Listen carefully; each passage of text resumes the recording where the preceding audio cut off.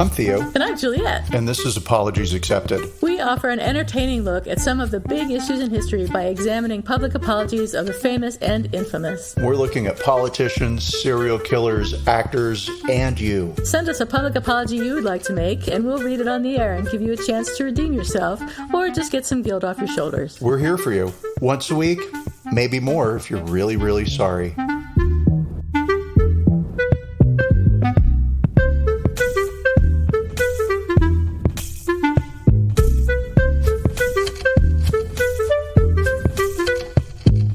Everybody. This is Apologies Accepted, the podcast. And I'm not Theo. I am not Juliet. And today we're excited to be here to talk to you about a number of things, including what's shaking bacon. What's shaking bacon? This week was a very quiet week for me, so happily nothing. Nothing? I've been not really. I did stuff, but not interesting. However, I was in a grocery store. Thanksgiving is coming up, and so I did some panic buying. Like, what if we run out of turkeys? I better buy one. Yeah, I better buy 6 turkeys. That's what I did. They're going to be gold by next Wednesday. And I was in the grocery store, and I saw half the people easily, including staff, not wearing masks. Maybe even 60% of people around me. Yeah. And I congratulated myself for not having that, I'm going to call it that instinctive response. It's not instinctive, but just that my initial response early on in the pandemic was, you need to be put to death for not wearing a mask. You need to die, and I need to be the one to get to kill you, right? That's how I felt. I'm not feeling that way anymore. I don't feel like you deserve to die. Well, yeah, the stakes are lower now that we have the vaccines and the boosters, I think. So it's a little bit less infuriating to see people not caring about other people. Well, and I think I've just accepted that COVID now, COVID tomorrow, COVID forever. We're always going to have COVID. Yeah. That we've got the pills, we've got the vaccines. Here we go. This is it, right? Yep.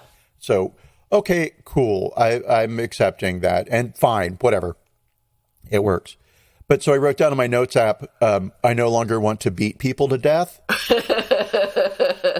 And then I saw a family, and they weren't wearing masks, and their kids weren't wearing masks. And I got a little angry about that. Yeah. Right? Because children aren't vaccinated, or a lot of kids aren't vaccinated, and there's age restrictions and whatever. So when I see like a 3-year-old kid holding mommy's hand in the grocery store or whatever, not wearing a mask, I'm like, should you be thrown in jail for child abuse? Yeah. Like, really? And so then I wrote down child abuse. And then it occurred to me, so I was walking through the parking lot, if I got hit by a car and died on the scene, and the police came and found my phone, they would find a note that said, I don't want to beat people to death. Child abuse. And no one would be sad that I died, because what a horrible person. Was that Trader Joe's? No. I'm always going to ask you that now. Anytime you mention going anywhere. Right, because what's his name brought it up in our interview. Yes, right. It's true. So I loved everybody. Here's another commercial for somebody who's not paying us. I love Trader Joe's. I essentially grew up with Trader Joe's, at least starting from the age of 19 when I moved to LA. And it was just always an amazing place for me because you could get really great stuff very cheap. And Friday night for $20, you could get cheese, bread, and wine and have people over. Yep. How adult, how sophisticated, how European. So I love Trader Joe's for that reason. And so when we moved to Texas, I moved here and I discovered there was no Trader Joe's. Oh, wow. The closest one was 8 hours away. Holy shit. And I called, and I'm embarrassed to admit this, I called Trader Joe's corporate office once a year for like 5 years in a row to ask them, when are you guys going to open up in Texas? Wow. And then they did. So it was all due to you. And then they did. And you're welcome, everybody. Me and the 3 million other Californians that all moved here. That all moved to Austin. Yeah. For real. But that's great. That's funny. I'm glad you didn't die that day. Or you would have had a great story to tell on a podcast, and that would have really boosted the ratings. I wouldn't have a podcast without you. Who am I going to do this podcast with? Oh, you'd find somebody. have to be. You. Off the street. Yeah. Want to do a podcast, little boy? Ooh. That just went places. Speaking of little boys, we have a topic today.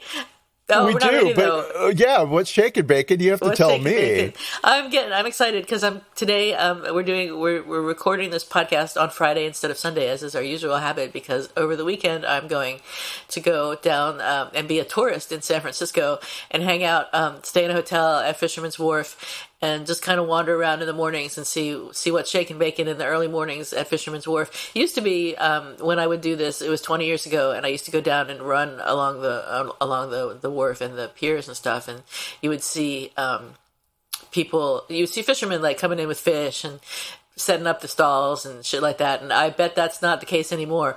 But we'll see. We'll see what's going on in the early mornings down at Fisherman's Wharf. I'll take my dog and I'll walk around and check out everything. And that's the big excitement of my weekend. So I'm really actually looking forward to that. Taking some pictures and seeing the seals on Fisherman's Wharf, or the sea lions, or whatever the hell they are, and just checking out the tourists. It shouldn't be too crowded because it's November, so it's kind of cloudy and gray this weekend. So it's perfect weather for San Francisco. That is really cool. I think it should be fun. But that's really all that's going on. I was telling Theo before the podcast started that we had bought way too much food for Thanksgiving. So I'm sitting here in this kitchen overloaded with all kinds of crap that I'm never going to be able to eat, especially since we're going away for the weekend. So it's probably all going to go bad. But when I get back on Sunday, I'm going to make a sticky toffee bundt cake with a bundt pan that Theo happily, graciously, and generously sent me. So I'm totally excited about that. I never would have bought myself a bundt pan. So you've made Thanksgiving possible, Theo. Oh, because of the bundt pan. Because of the bundt pan. Well, we all know how important bundt cakes are to Thanksgiving. Absolutely. They're the reason we have Thanksgiving. Absolutely. So now let's talk about Thanksgiving and... Well, yeah, and Charlie Brown, and... I love Charlie Brown. Peanuts is my favorite cartoon.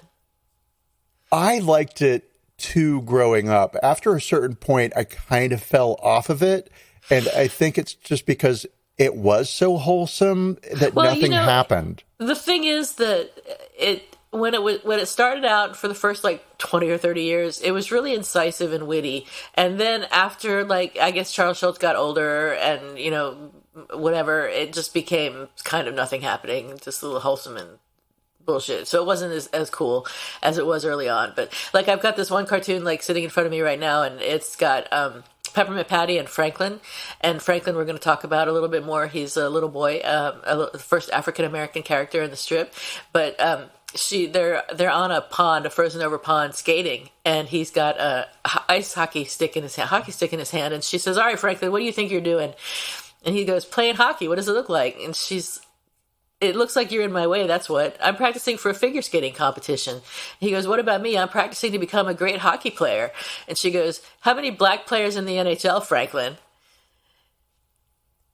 Wow, hold right? on. Is that the whole comic? Does he come back with any witty... That's the joke? That's it. She's like, "Come on, Franklin, get out of my way. You can't do this because you're black." And there's at that point, there was one black player in the NHL when that cartoon was written. So it's like an incisive comment about racism lack in the NHL. Of diversity. Yeah, really, okay. Yeah. Or racism, or how racist wannabe figure skaters.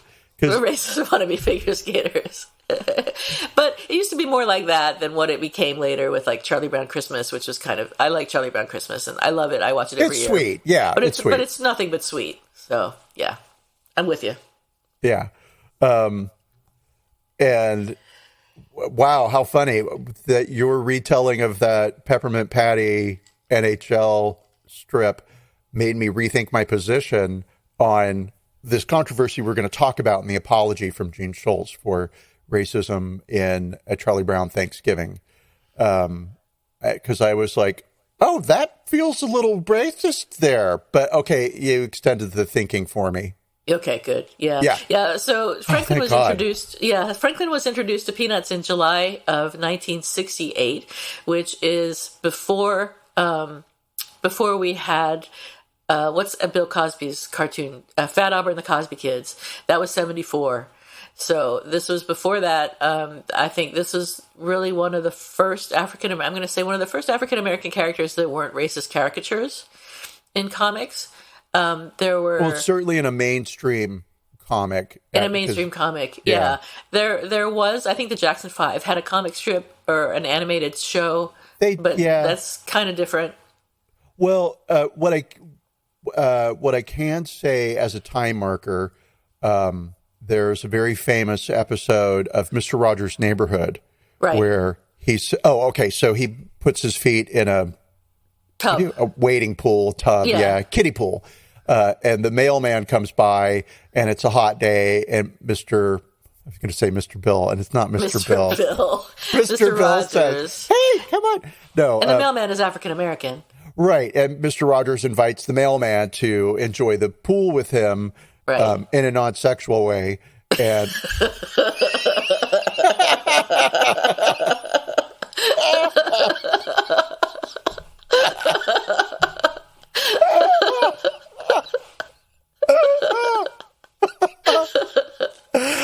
I said it, and I think it's so funny.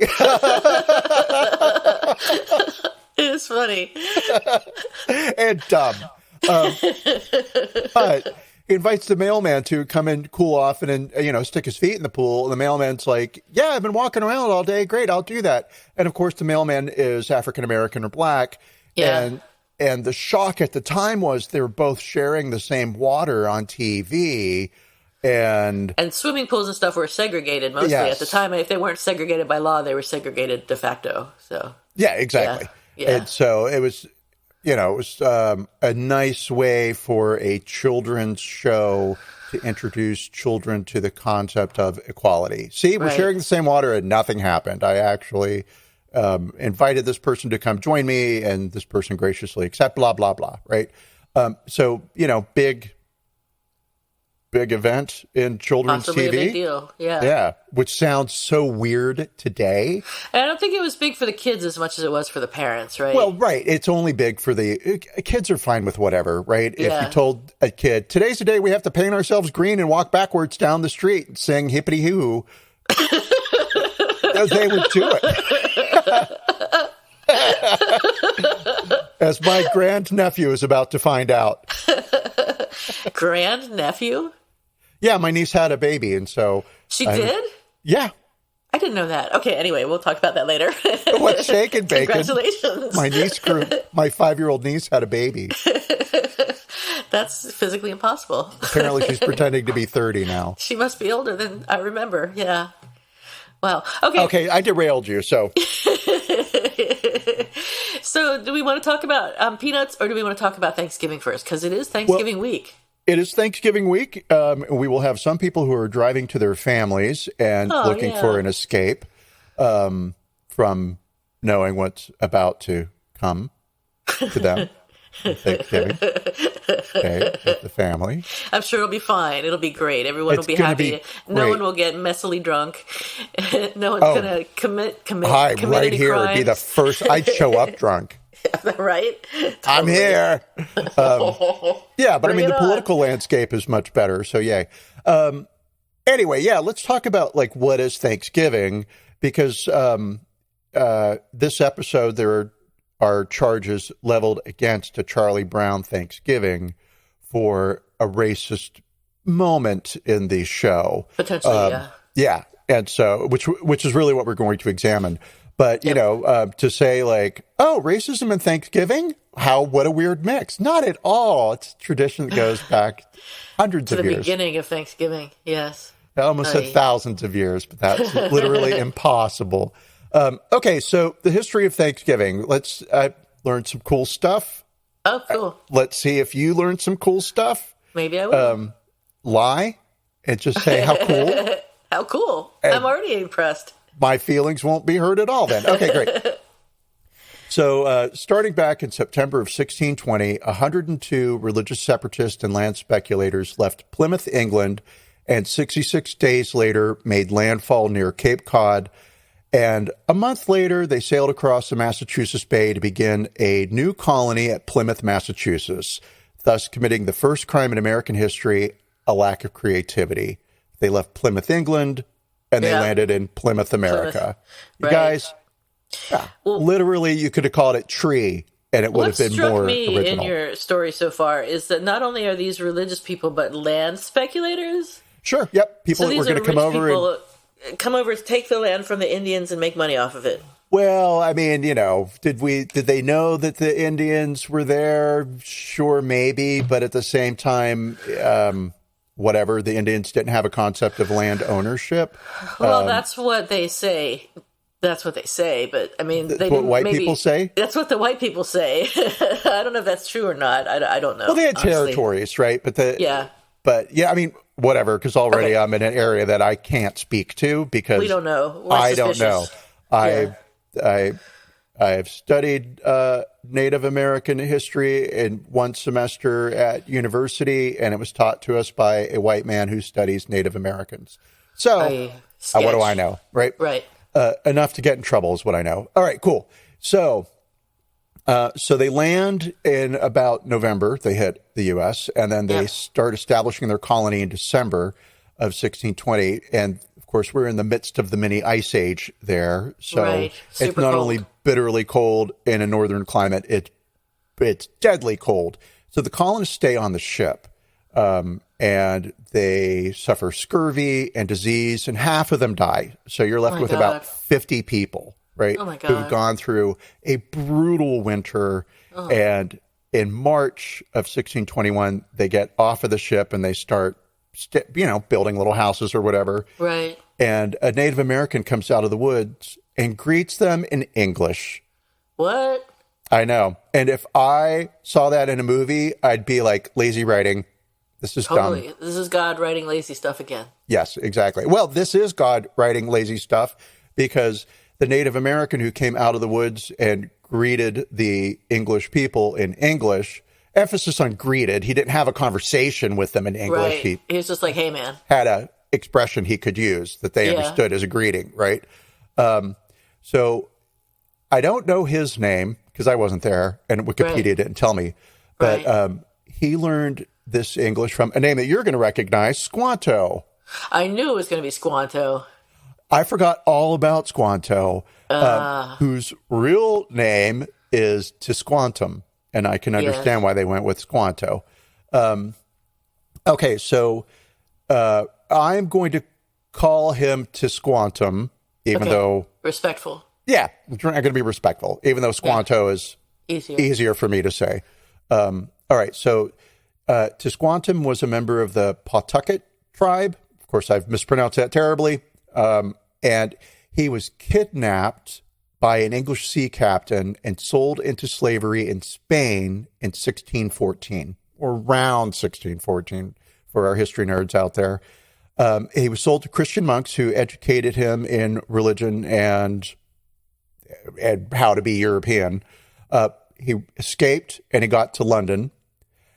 And he returned, potentially, maybe he met Pocahontas because she was in London in 1617, 1618, and he may have been in London around the same time. Interesting. Maybe. I don't know. That's not documented, but potentially, probably, maybe. It's possible. Maybe they had a love child who ascended to the throne of England. Okay, no. And so he escapes to London, and then he gets back to America. Amazing. From England on a boat because he knows how to make money in America.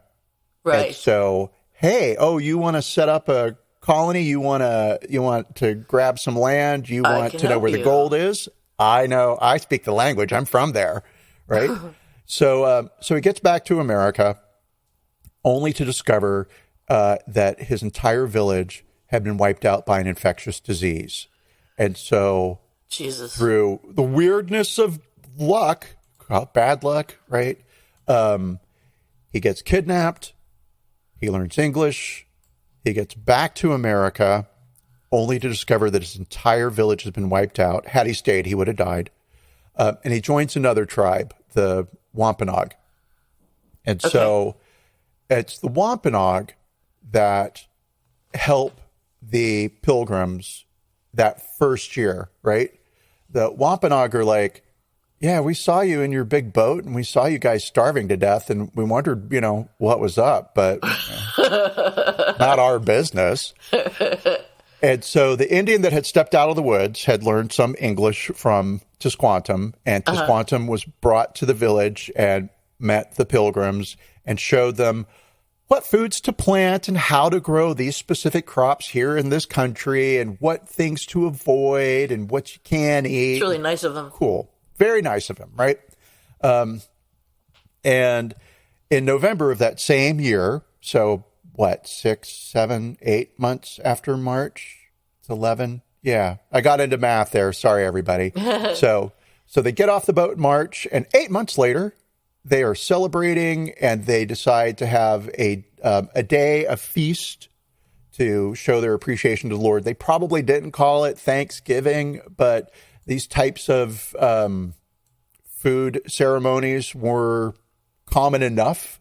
We're going to give thanks to God, and we're either going to fast and not eat, or we're going to, and yeah, exactly. It's going to A or B. Right. So cool. So they have a big feast that lasts for 3 days, and a pilgrim chronicler named Edward Winslow wrote a paragraph about the 3-day feast, and all we know is they ate deer. There's a lot of speculation about they ate swan and they ate bear and they ate, but we know they had some deer, right? All right. So, cool. And so off and on throughout American history, the colonists would hold feast days, right, or fasting days to give up to the Lord appreciation for having helped them. So 1621 was the first Thanksgiving. Nothing in 1622, and then in 1623. What's your name? Your Governor Winslow. Yes. Governor William Bradford. Sorry. In 1623, Governor William Bradford says, hey, let's have another day of thanks because we just had a drought and it's over.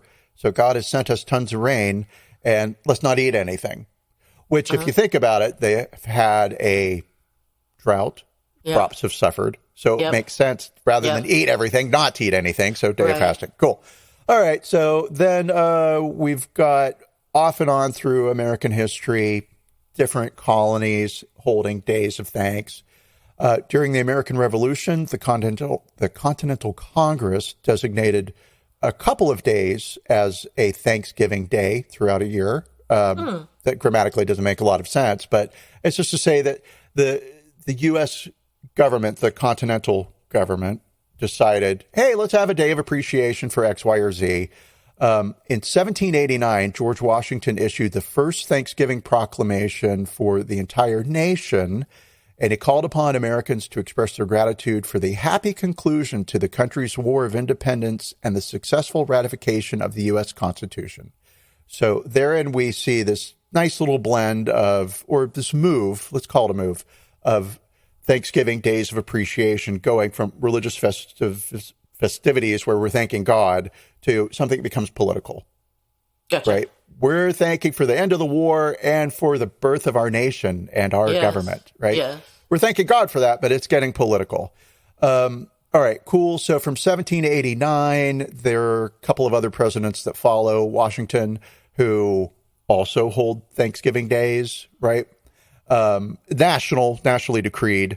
You had Thanksgiving pockets happening regionally throughout different times of the year where different states would hold Thanksgiving, whatever, Wednesday in July. I don't know. I'm making that up, right? But there was no uniformity to it. In 1817, New York became the first of several states to officially adopt an annual Thanksgiving holiday. In 1827, the noted magazine, you can tell I'm reading, the noted magazine editor and prolific writer Sarah Josepha Hale, who's the author of the nursery rhyme Mary Had a Little Lamb, a ton of other things. She was an editor for Goody's Lady Journal, which became the leading periodical, which taught domesticity to women, right? How to sew, what to cook, what's expected of a woman. But also she was very pro female education. I mean, she was a feminist for the day, right? Probably would be the best way to describe her. So you got to be married, you got to have kids, but you should be able to read. Yeah. Right? Makes sense. You have to read to your children. Yeah.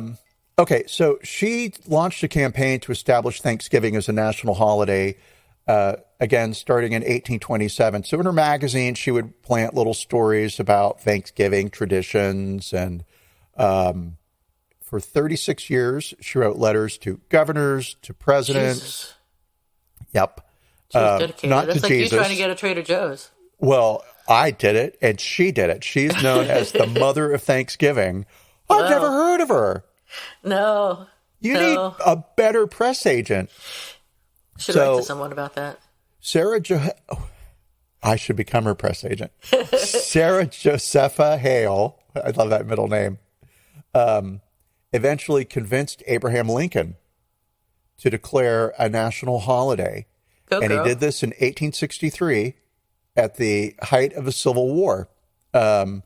He issued a proclamation entreating all Americans to ask God, a little back to religion here, to condemn to his tender care all those who have become widows, orphans, mourners, or sufferers in the lamentable civil strife, and to heal the wounds of the nation. And he scheduled Thanksgiving for the final Thursday in November. This would now be an annual event starting in 1827, thanks to the efforts of one Sarah Josepha Hale, the mother of Thanksgiving. And so Thanksgiving was celebrated from 1863 onwards for 76 years on the last Thursday of November. Right? And we kind of all loosely know this who are Gen X because it's the thing we were taught in American history. And then in 1939, Franklin Delano. Hi, and there's a nice bridge to our topic. Franklin Delano Roosevelt. I know, right? Look how smart I am. Moved the holiday up 1 week. So it was going to be not the last Thursday, but before the last Thursday, which isn't confusing at all. Right. In an attempt to retail sales. He wanted to increase retail sales because the economy had burst during the Great Depression. Roosevelt's plan became known as Franksgiving, and people were not happy with it. They thought he was an asshole, right? And there was passionate opposition, which is so weird because who cares? Well, one, I mean, yeah, who cares? And then two, if you tried to move it back, all those people that were bitching before they'd be bitching. Yes, right. So bitches are going to bitch. I made that saying up just now. All right, cool. And so starting in 1941, it moved to I call it the fourth Thursday, but before the last Thursday. And that was all done in an effort to help retailers prepare for Christmas. Oh, I did not know that. That is an interesting story. Well, thank you. Yes, how cool. You are welcome. These last 15 minutes were not spent in vain. Absolutely not. From landlords moving over to America to take advantage of the poor Indian people to saving money for making money for retail. Listen, I don't know. Apparently, no one's told you. We are a capitalist society from the beginning. This whole life is nothing but about money. Seems to be the case, man. Yeah. Well, anyway, let's not get unhappy. Let's get happy and talk about the Charlie Brown Thanksgiving special and this controversy. Yes. So the Charlie Brown Thanksgiving special, let me see. Let me go through. I've got it right here. Don't panic, anyone. I'm not delaying at all or stalling for time, not one bit. I was so fascinated by Theo's rendition of American Thanksgiving history. I completely lost track of everything. So the animated special of Charlie Brown Thanksgiving came out in 1973, and there's some controversy recently over this special because one scene, a sequence of the special shows Franklin, who we'll talk about in more detail in a minute, shows him sitting on one side of the table all by himself.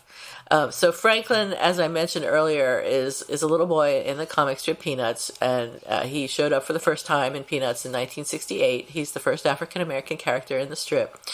And according to Peanuts.com, He plays baseball. He's learning guitar. He's a member of a swim club in 4-H. He's supportive and smart and always willing to lend a hand. He enjoys spending time. I love this part. He enjoys spending time with his grandparents and learning about the old days from them. And me, as a person of grandparent age, practically, thinking about telling a kid about the old days cracks me up. Because what we talk about new age music, new wave music, new age music, new age music. That too. That's part of the old days. Crystals and chimes to make song. It's back when I was a kid. We wore a lot of bright colors, Franklin. Anyway, so. Even though he thinks Charlie Brown's friends are a little weird, he's happy to be part of the gang. He goes to school with Peppermint Patty and Marcy, but visits Charlie Brown in a nearby neighborhood. So he first showed up, as I said, in '68. He met Charlie Brown at the beach, and his introduction was part of a 5-day series in which Sally, who's Charlie Brown's little sister, threw Charlie Brown's beach ball into the ocean, and Franklin went to get it for him. So American public beaches were not legally segregated at this time, but were segregated. In fact, basically, a lot of sort of like now, I guess you don't see, if in certain neighborhoods you see mostly white people, certain neighborhoods you see mostly people from Russia. Or, are they white people? I don't know. I'm gonna get myself Slavic. in trouble. Slavic people. I lived in a Russian Jewish neighborhood in West Hollywood. I'm very comfortable talking about. Okay. The Russian population. It's vast and diverse. I'll leave it to you. Thank you. So anyway, public beaches were de facto segregated at the time, so this caused some consternation. And Franklin later even visited Charlie Brown's house, and as I mentioned, found some of Charlie Brown's friends to be weird, which is, legitimate. And then he last appeared in 1999, which is the year before Charles Schulz died, sadly. But there may never have been a Franklin if it weren't for a LA school teacher named Harriet Glickman, who wrote to Schulz in April 1968, which was it was 11 days after the assassination of Martin Luther King Jr., and she urged him to introduce a black character into Peanuts. So obviously racial tension was high. There were riots and desegregation in schools, and the assassination of Dr. King included.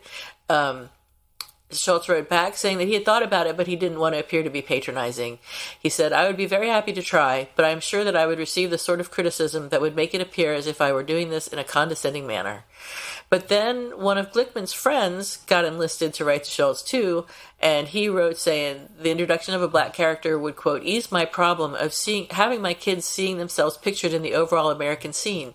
Secondly, it would suggest racial amity in a casual day-to-day sense. You mentioned a fear of being patronizing. Though I doubt that any Negro would view your efforts that way, I'd like to suggest that an accusation of being patronizing would be a small price to pay for the positive results that would accrue." And there I use the word Negro, which is kind of off the table these days. That's the word that was used at the time as the respectful term. Or so it was considered, but not anymore. I maybe should have not said it. I don't know. I'm not quite clear on what the right thing to do is. I mean, I'm going to say it's okay, but it's not my place to say it's okay. I will say it's a word I don't take. It's not even my thing to take offense. When other people say it, nobody ever says it, right? So I can't even say when other people say it. Right. When I trip over it, when I read it, it all depends on context. Okay. Right? So somebody in the 21st century uses that word, they mean it in a derogatory fashion. Right. Like if I were using it to refer to somebody in my day-to-day life, that would probably be a big fat no-no. I'd fall down in fucking shock if you did something like that. What? But it's then you have the United Negro College Fund. That's true. Right. That's and true. Then we also have the NAACP, the National Association of Colored People. And so these are terminologies. These are words that were used at a time in polite society to talk about various other people of color. Right. And so I think So I apologize for any right. offense, but no offense was intended. And if anyone would like to write and tell me that I should never say that word in any context again, I will take that to heart. But also have a real reason behind writing in to say that. Just don't do it because you're like, fuck them. I open the door. Yeah, because that's what I would do. I'd be like, you don't say that word. Okay. I have power over somebody's life. Sure. So, in an interview with Charles Schulz in 1988, he said, "I finally put Franklin in, and there was one strip where Charlie Brown and Franklin had been playing playing on the beach, and Franklin said, 'Well, it's been nice being with you. Come on over to my house sometime.' Some people didn't like that. Another editor protested once when Franklin was sitting in the same row of school desks with Peppermint Patty and said, 'We have enough trouble here in the South without you showing the kids together in school.' But I never paid any attention to those things." I cannot. I mean, I can believe that. I cannot believe that. You'd think in 1968 It's people would fucking be over shocking. it, but apparently not. Charles Schulz said, "I never paid attention to those things, and I remember telling Larry at the time about Franklin. He wanted me to change it, and we talked about it for a long while on the phone, and I finally sighed and said, 'Well, Larry, let's put it this way. Either you print it just the way I draw it, or I quit. How's that?' So that's the way it ended." I mean, great. Fantastic. That's exactly how you handle those things. Yeah. I should try that at work. Well, if somebody's pushing racism on you, yes, you Yeah, should. then I will, for sure. Right. But if it's get to your desk on time, that's another thing. I quit. I can't work under these conditions. All right. In a later conversation with Harriet Glickman, she said, "My parents were very concerned about others."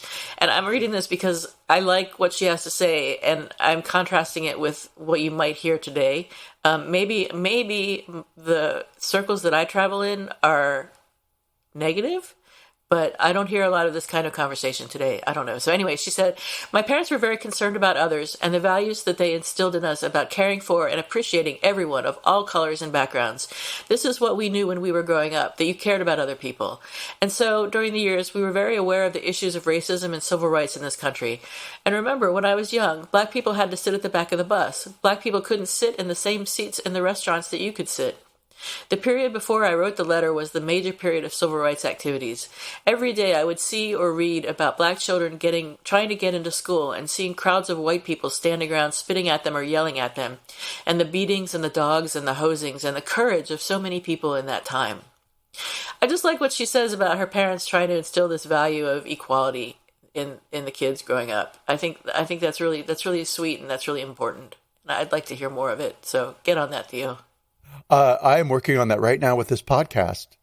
You're welcome. Yeah, I read that same thing, and I liked her further explanation about what prompted her to write into Schulz. What do you mean?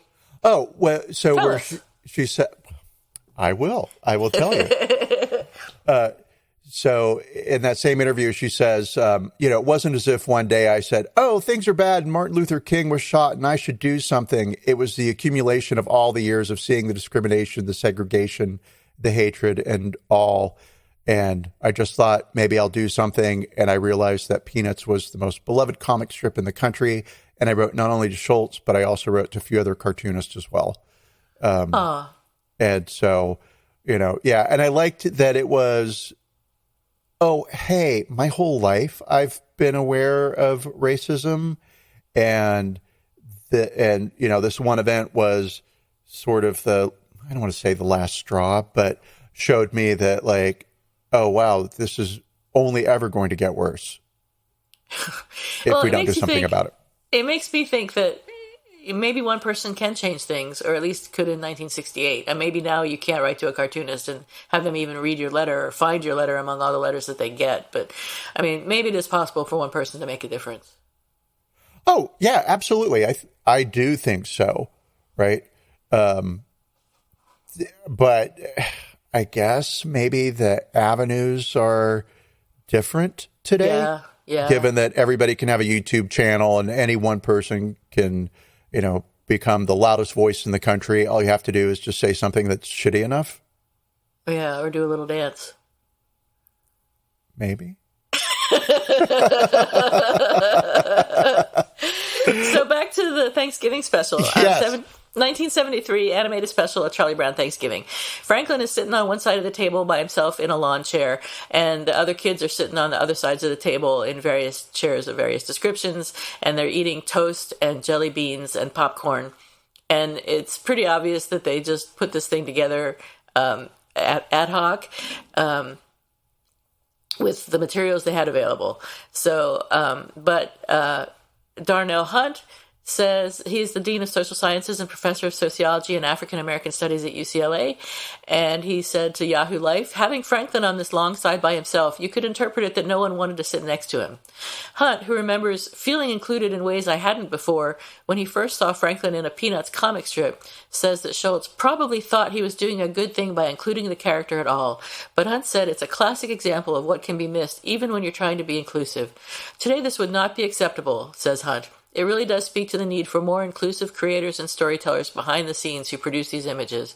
He adds, that's why it's so important to have people in the writers' rooms and in production who might be more sensitive to these issues. I mean, he's not wrong. He's not wrong. He's absolutely not wrong. Darren Bell, who won a Pulitzer Prize for editorial cartooning, said that a lot of cartoons are like Rorschach tests, in which people have their own interpretations of certain scenes.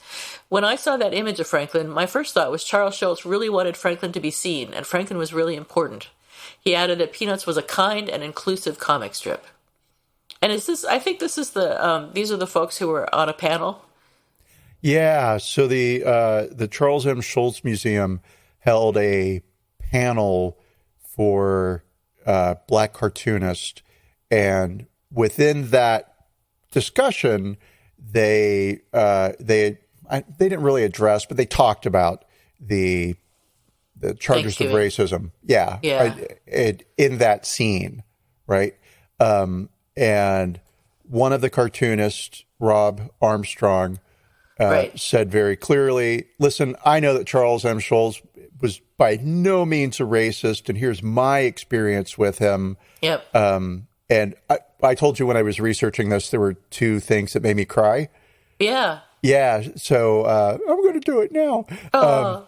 It was Armstrong's recounting of meeting Charles Schultz. So when Armstrong's comic got picked up, and I'm so sorry, I know it's Jump.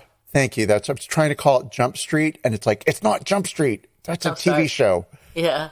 So when Jumpstart got picked up by United Syndicate, sure.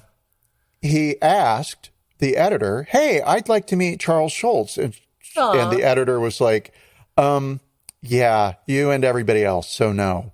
Right? Aww. But send him a strip. And so Armstrong sent him a strip. A published strip is what I'm trying to say. He didn't draw something special for Schultz.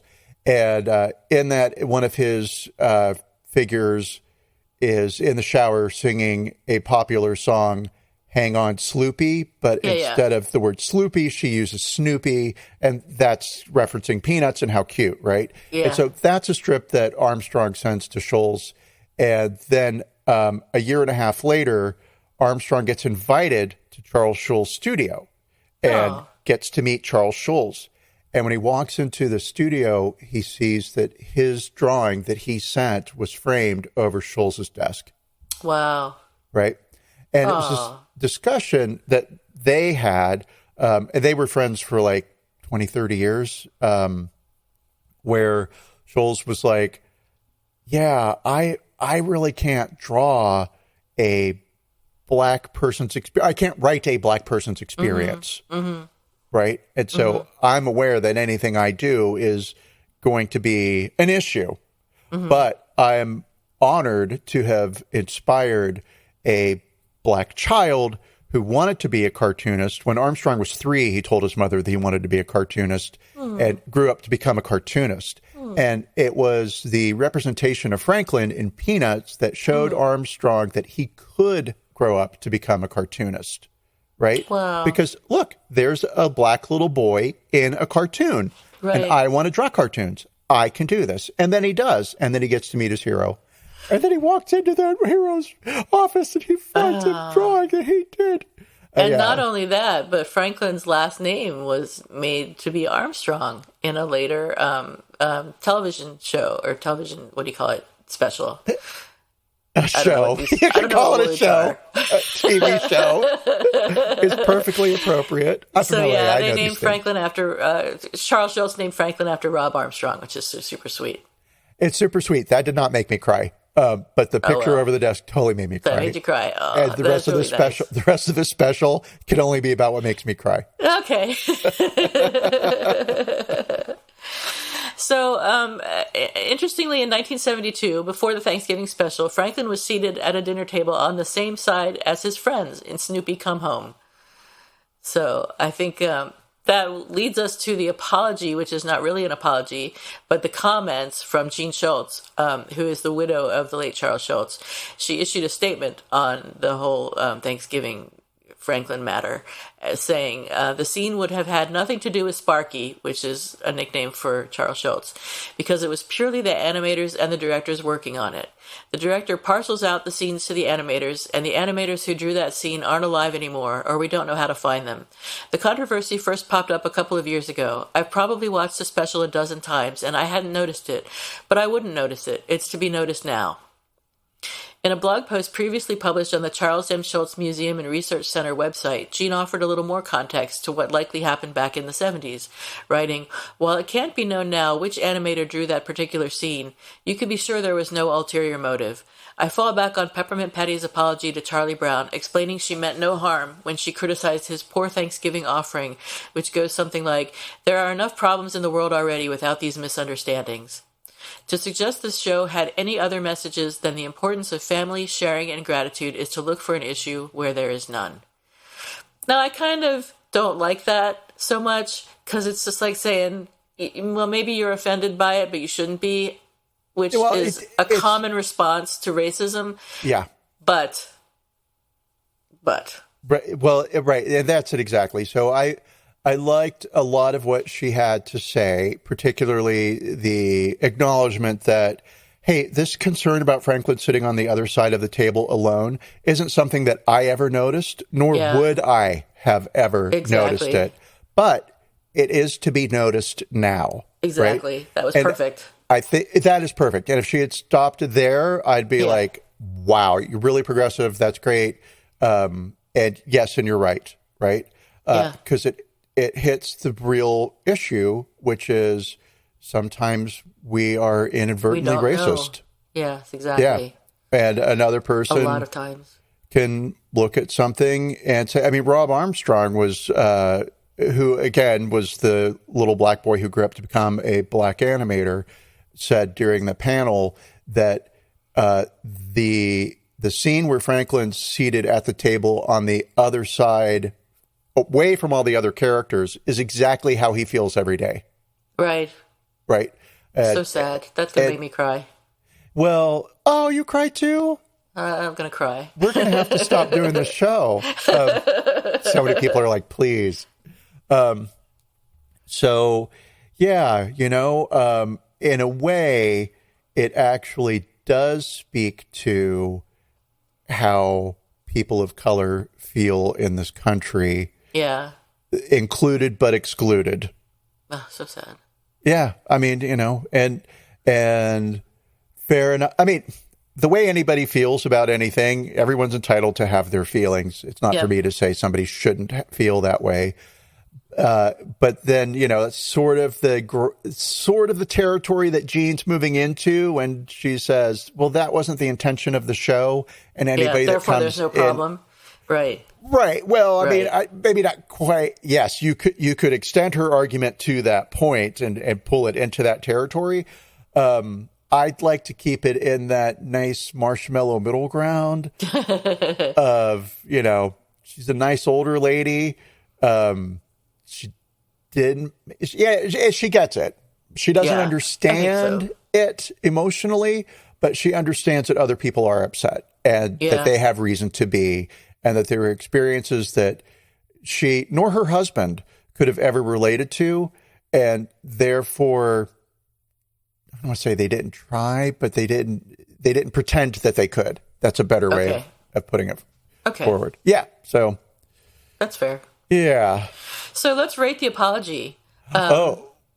Well, yeah. I think personally, I think there should be no rating because it's not an apology. And even if it were an apology, it would not be for two white people to accept it or decline it. Well, right. But I mean, we could rate it.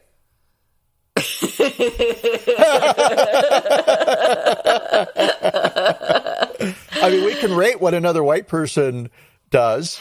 That's true. You're right. We can. Yeah, we can. I give us permission to do that. All right. And so on a scale from 1 to 10, 10 being, the Michael Chabon of Perfect apologies. apology. Right? Boo. Boo. And a 1 being not. Yeah. It's tough. You would think I would have actually thought about the number that I would have given it's really it. not an apology, so I don't know if we can rate it as an apology, because she didn't say I'm sorry. She's like, it was kind of not intended to be. So as an apology, because she does technically use the word apology when she says, I might mirror Peppermint Patty's apology, right? That's true. And so that's a bit dismissive. But on the other hand, is it? I don't know, right? Right. Because Peppermint Patty, it's just the whole wholesomeness of Charlie Brown of Peanuts, right?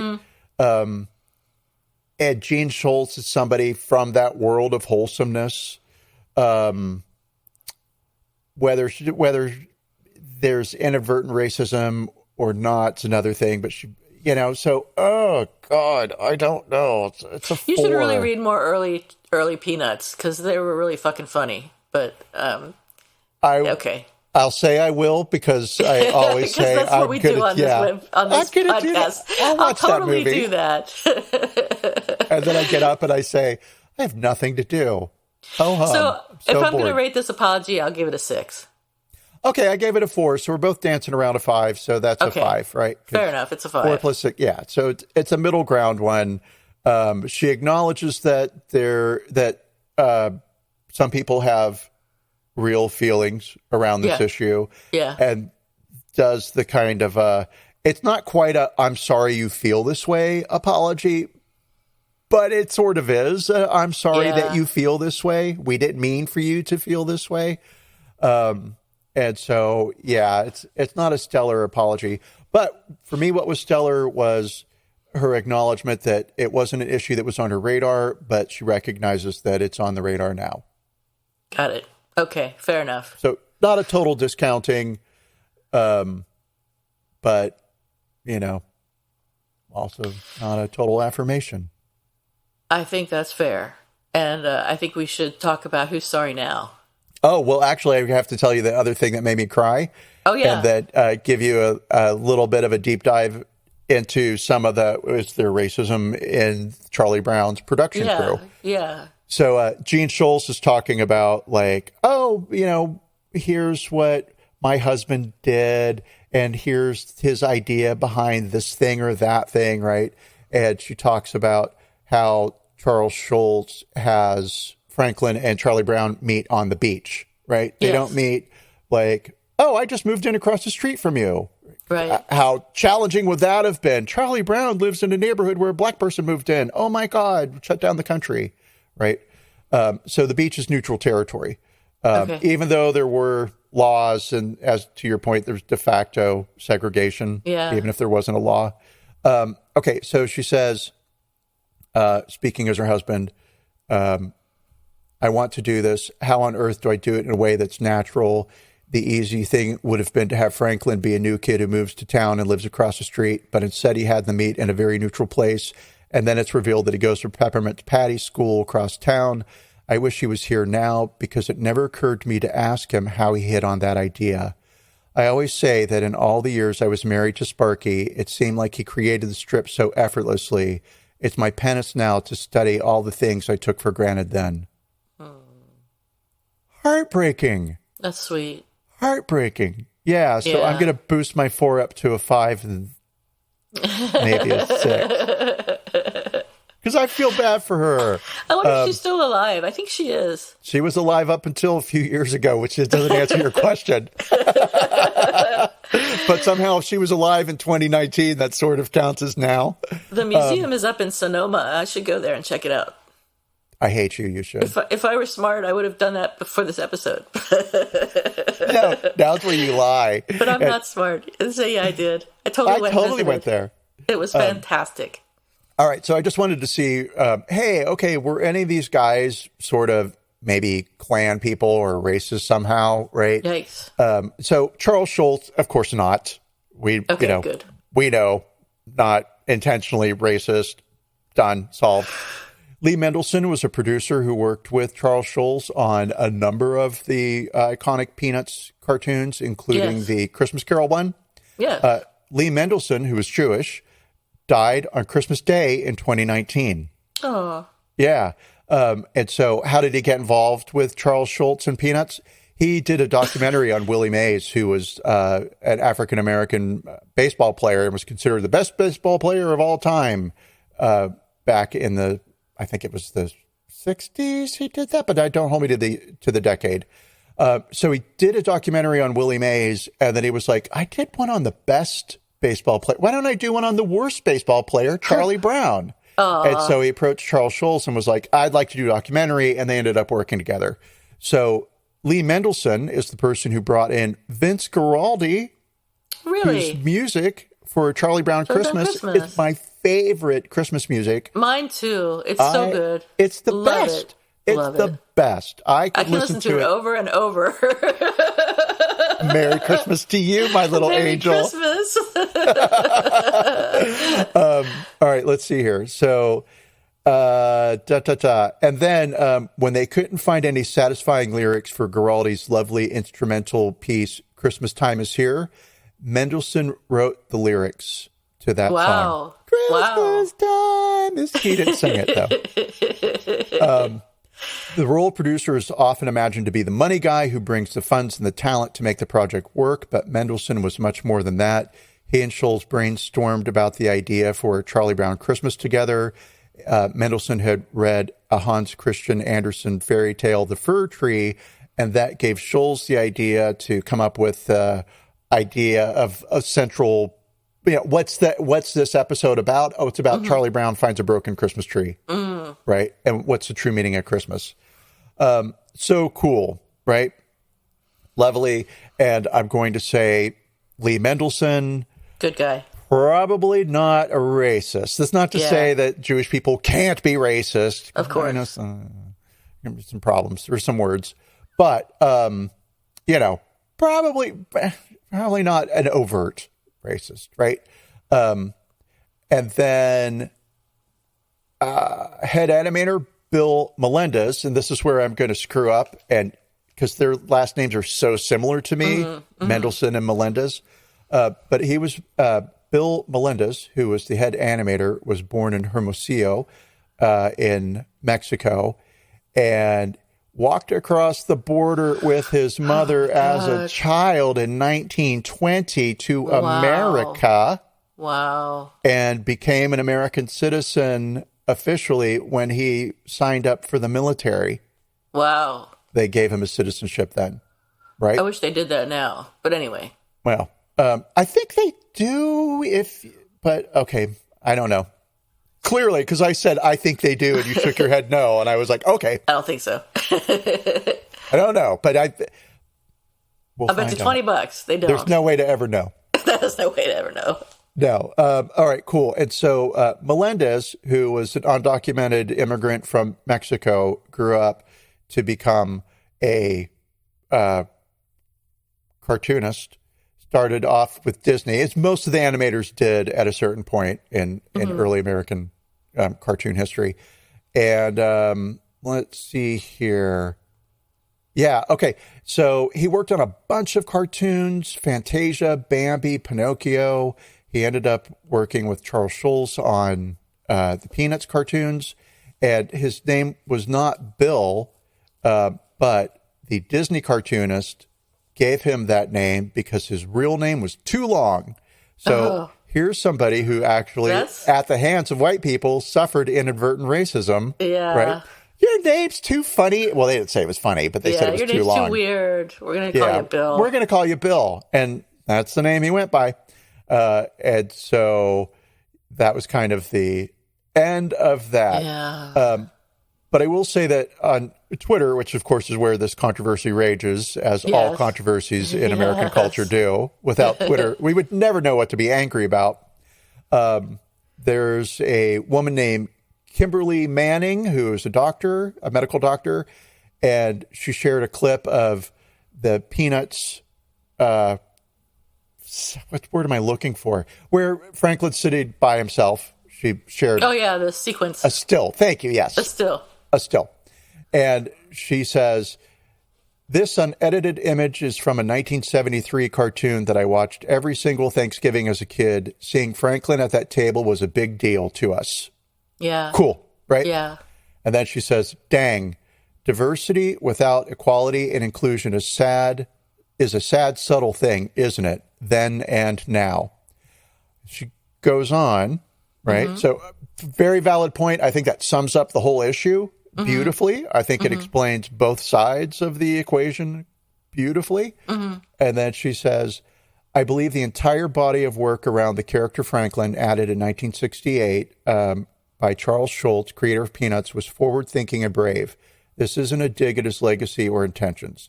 But regardless of the many interpretations of why Franklin sat alone, he did.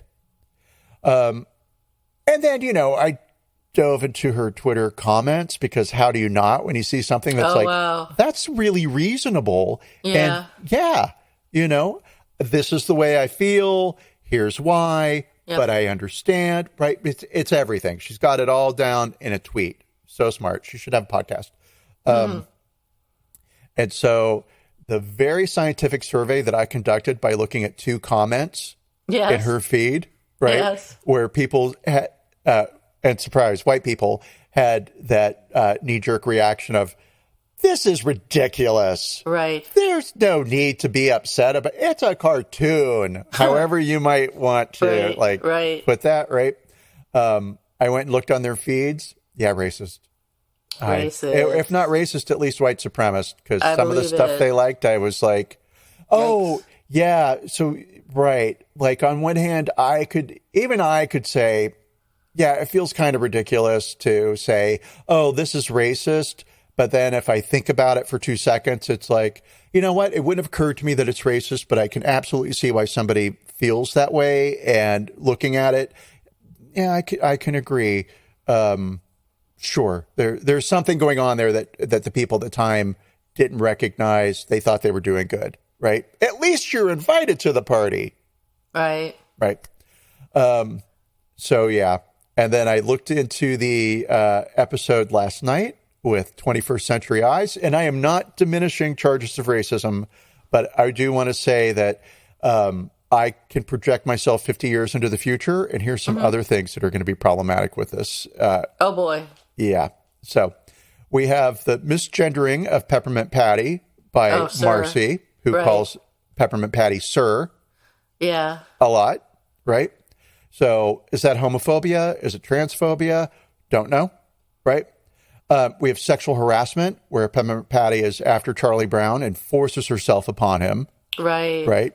He doesn't want her. She calls him up and says, hey, I'm coming to your house for Thanksgiving.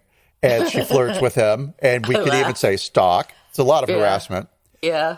There's misogyny in the form of humor that Peppermint Patty is reversing gender roles. So it's funny because it's a woman who's chasing a man. So that makes it funny. So that's misogyny, in my opinion. There's bestiality because we have the animals who cook the dinner. What?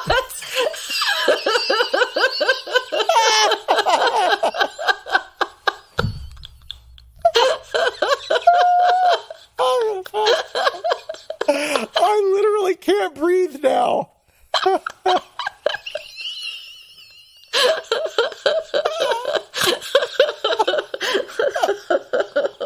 Snoopy serves. He's got to wear an outfit.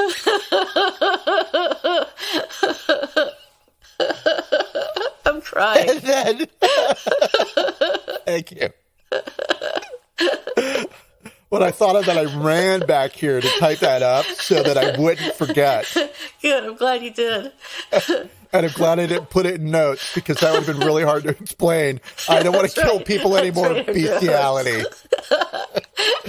And then finally, we end with charges of cannibalism, where Woodstock eats a turkey. Woodstock is a little bird.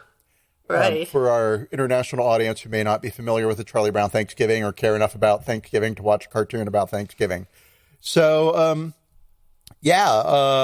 but I put all of that forward. I think the misgendering and the misogyny may have some legs in the future. Maybe. But everything is going, I mean, our entire culture is based on that. So, yeah, we're only ever going to be problematic in the future. Yeah. Yeah, so Sadly. That's not to take away from charges of racism, because those are real and valid concerns to have and express. And while there may not have been, here I am apologizing for it, like, you know. You didn't do it. Thank you for letting me off the hook that way. Letting you off the hook. So where are we at? Who's sorry now? Or Who's sorry apology now, expected? Theo? Anyone sorry now? I am. Do I have one?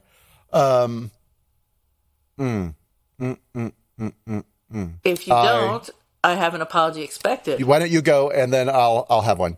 Okay, so from the happy cartoon world of Peanuts to the less than happy world of real life, I'm expecting an apology from Merck, the pharmaceutical company, soon, because this past week there were some vials found in one of their labs in Pennsylvania, which was not 10 minutes from where I grew up, and the vials are labeled smallpox. Oh! So they're looking now into seeing what the fuck is in these vials. A, what? B, why do you have smallpox in a Merck lab in Pennsylvania? C, they said, oh, it's okay, the people who found it had gloves and masks on. Fuck you, that's not enough. D, were these found in a freezer? Or were they in a -80 freezer or whatever? Or were they in a regular freezer? I don't know. I don't have any answers. All I know is that I read an article saying that there were vials found labeled smallpox in a Merck lab in Pennsylvania, and I'm expecting a big fat fucking apology from Merck, if not the entire state of Pennsylvania. Entire world. That shit's contagious. I know, right? Yeah, and the article made it clear to state that there's enough vaccine for everybody in the U.S. if smallpox got out. But I mean, okay, sure, good. I guess we know now that we can vaccinate a lot of people, so that's not so terrifying as it was maybe 10 years ago to think about smallpox getting out. But still, let's have an apology for that, Merck. Yeah, and I'll tell you what, if COVID disfigured people the way that smallpox disfigures people, because if people you would be getting the survive, vaccine so fast. Yeah, you'd have fucking 5 masks on. Oh yeah. Not you, Oh, yeah. but I mean, you know. Oh yeah, no, I'm the naughty yous that are running around without masks. I would live inside this tent I've created in this closet for our podcast, and I would totally not go ready outside. to lock down forever now that I hear smallpox is out. Because smallpox has been one of my fears, like one of my irrational fears all my life is getting smallpox. That is a very irrational fear. Who can explain how the brain works, Theo? Well, I can. I had a fear of headhunters until I was probably like 30. You mean like consultant headhunters? No. When you were 15 years old, you'd have nightmares about people with cannibals and stuff. No, yeah. So irrational fears. Yeah, headhunters. Wow. Don't know why. That is irrational. Yeah, well, it's not like I thought they were outside, my especially in door. the southern part of the United States. It's just why I never went to the Amazon. Okay. All those times I was invited to go to the Amazon, and That's why I've always wondered. Headhunters and water tarantulas. No. Water tarantulas. Tarantulas that live in the water and can swim. Yikes. And they crawl up pipes. It's why I'm not so sure about going to Australia, because of all the deadly things they have there. Oh, fuck. Australia is not fucking around. They want to kill you. They do. Have you been to Australia? Yes, a couple of times. And, did you die? Yes. Don't you recognize you're in heaven with me doing a podcast? Aww. This is the best heaven. It's just well, it's the only one you're getting. It's like the Mormons. We got several layers of heaven, and on this one I get to be on a podcast with Theo. Yay! Hey. The ninth circle of heaven. Right. Yeah, no, Australia's fine. Podcast circle. It's a podcast circle. Everyone's got one. Yeah, it's a long way to fly to get to California, in my opinion. Right? Yes. It's very American. It's very California. At least the Gold Coast, which is where I went. Really? Okay. And the only way I knew it was in Australia was, sorry, this is sad, all of the roadkill kangaroos on the side of the Holy shit! Wow. roads. That would They be a weren't even on surprise. highways. You get used to it after a while, but you know how like you'll see a dead deer or a dead, A raccoon, something. yeah. Possum. Oh, weird. Armadillo. Let's name all the things. Javelina. Javelina? Javelina. You see them in Arizona sometimes. I don't know what that is. Is it like a pig. little deer? It's a pig. No. You I've haven't never seen heard of that. javelinas in Palm Springs? No. What? Oh, go look it up. No. Okay. I will. All right, fine. I've watched it, then I won't. Anyway, so Who's Sorry Now is what I have, and I'll keep it easy and breezy. I am sorry to my friend Terry. We are not going to his house for Thanksgiving. Yeah, I'm disappointed. We're just going to have a quiet one here. It would have been a lot of money to go, and I don't want to take the dog, and I don't want to drive. Now, could I have gotten in the car 5 days ago and driven? Yes, I could have. Right.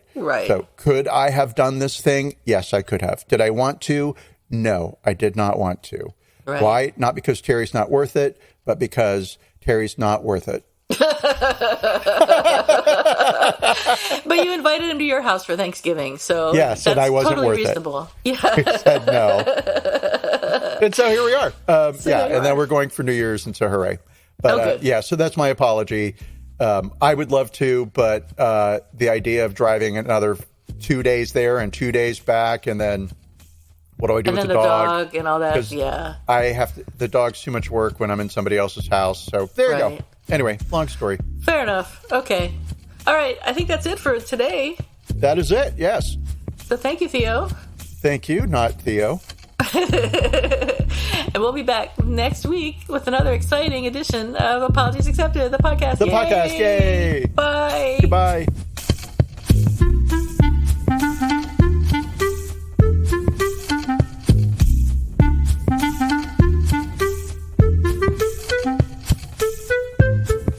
Thank you for listening to Apologies Accepted, the podcast. You can find links to the articles and the sources in the show notes. To submit an apology or find out more, visit us at apologiesaccepted.net, where you can also find our merchandise. We're on Twitter at Apologies Accepted. And on Instagram at apologies.accepted. You can support our important work at Patreon.com/Apologies Accepted. And fuck Facebook.